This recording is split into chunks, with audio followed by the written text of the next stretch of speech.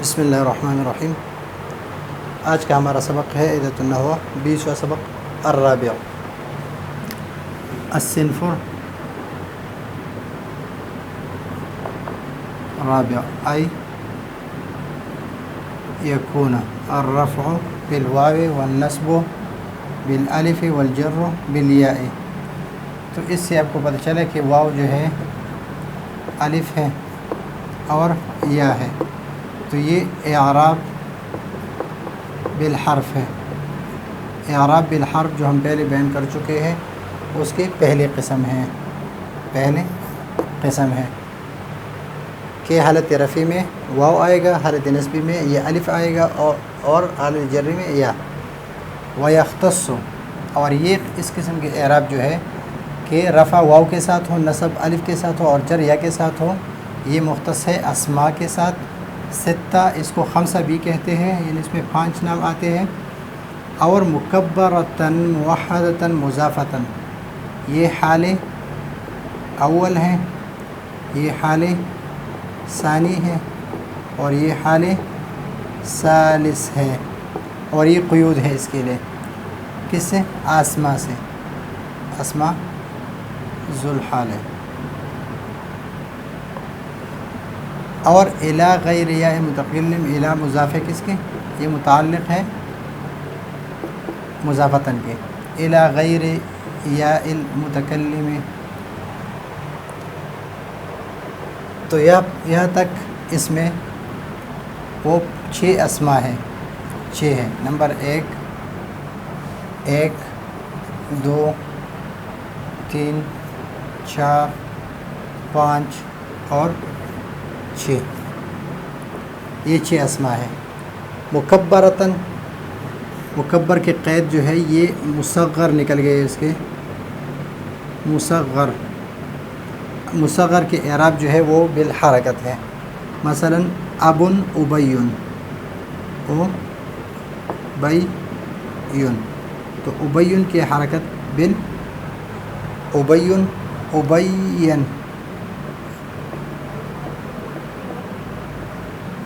اعراب بالحرکت ہے۔ موحدتاً تثنیہ اور جمع، یہ دونوں اس سے نکل گئے کہ وہ اس اسماء ستہ مکبرہ اور موحدہ ہو، یعنی مفرد ہو، تثنیہ اور جمع نہ ہو۔ اگر تثنیہ ہو تو تثنیہ کے الگ اعراب ہے، اگر جمع ہو تو جمع کے الگ اعراب ہے۔ اور یہ مضاف ہو، یہ قید کے ساتھ، یعنی یہ مضاف ہو یا اسم کی طرف یا ضمیر کی طرف، اس میں ظاہر کی طرف یا ضمیر کی طرف، یہ مضاف ہو، کیا ہو؟ مضاف ہو۔ اگر مضاف نہ ہو تو پھر اس کے اعراب بالحرکت ہوں گے، ابن، اخن، اخن، اخن، اس طرح کے اعراب ہوں گے اس پر۔ تو اس قید سے یہ قید بھی ہو اس میں۔ اور غیر یا متکلم کی طرف ہو، اگر یا متکلم کی طرف ہو تو پھر اس کے اعراب تقدیری ہوں گے۔ اعراب کیا ہوں گے؟ تقدیری ہوں گے۔ تو مکبر سے مصغر نکل گئے، موحدہ سے تثنیہ اور جمع نکل گئے، مضافہ سے غیر مضاف نکل گئے، اور الی غیر یا متکلم سے جو یا متکلم کی طرف مضاف ہے وہ نکل گئے، اس لیے کہ یا متکلم جو ہے اس کے اعراب تقدیری ہے۔ پھر ابھی جو 6 نام ہے اخ، یہ اصل میں اخون ہے، یہ ابون ہے، اور یہ انون ہے، عمون ہے، یہ فو جو ہے فو، یہ اصل میں فوہن ہے، فوہن اصل میں فوہن ہے، یعنی یہ ناقص واوی ہے۔ اور یہ فوہن، یہ بوزن فعلن ہے، فعلن۔ اس ہا کو خلاف قیاس حذف کیا گیا، اور یہاں پر بھی اس واو کو بھی، یعنی اخون کی اس واو کو، ابون کی اس واو کو، ہنون اور حمون کی اس واو کو خلاف قیاس حذف کیا گیا. ابھی یہ فوہن، یہ جب حذف ہو گیا تو فو باقی رہ گیا، فو. ابھی فو جو ہے فون اس طرح ہم نہیں کہہ سکتے، تو اس فا کو بھی ہم کس سے بدلیں گے؟ میم سے بدلیں گے، فمن. تو اس وجہ سے یہ فمن ہی ہم پڑھتے ہیں واو کو فو. لیکن جب اس طرح استعمال ہوتے ہیں، اگر اس کو میم سے نہیں بدلیں گے تو پھر یہ بنے گا فا اون اس طرح. تو فا واو کو پھر الف سے بدل دیں گے، الف سے بدل دیں گے، اس لیے کہ ماقبل مفتوح ہے. اور یہ الف جو ہے اس پر اعراب نہیں آئیں گے، اعراب یہاں پر آئیں گے، تو اس کو بھی حذف ہو جائے گا. تو اس وجہ سے ان سے بچنے کے لیے فمن کو اپنی جگہ پر، کہ جب مضاف نہ ہو تو اس حالت میں اس کو فمن پڑھتے ہیں، یعنی واو کو میم سے بدل دیتے ہیں، اور یہ خلاف قیاس ہے. اور جب مضاف ہوتے ہیں تو وہ واو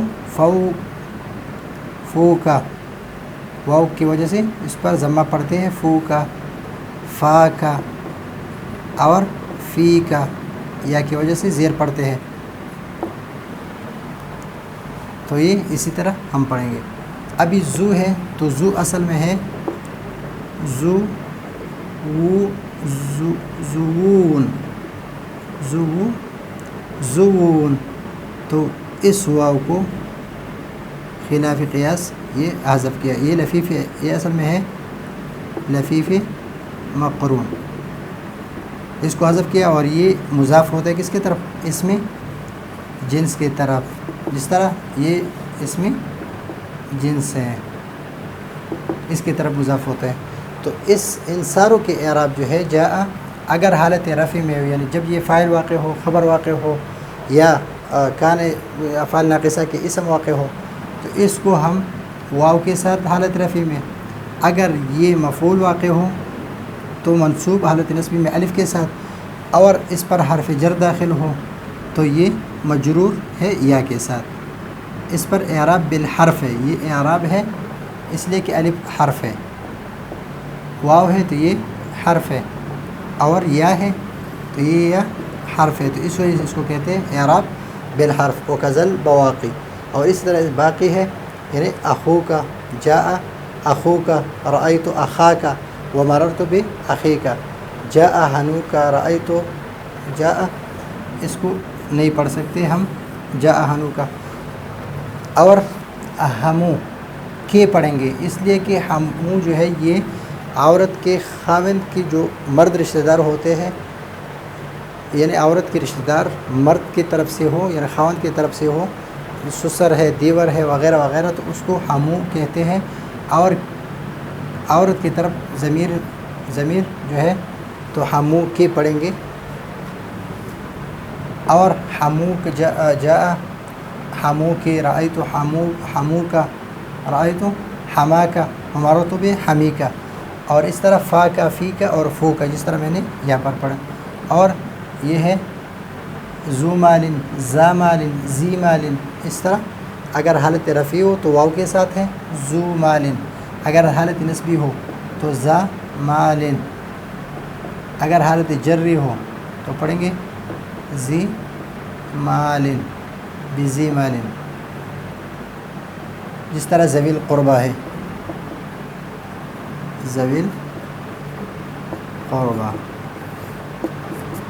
تو یہ ہے الصنف الرابع ان یکون الرفع بالالف بالواو والنصب بالالف والجر بالیاء. اور یہ کس کے ساتھ خاص ہے؟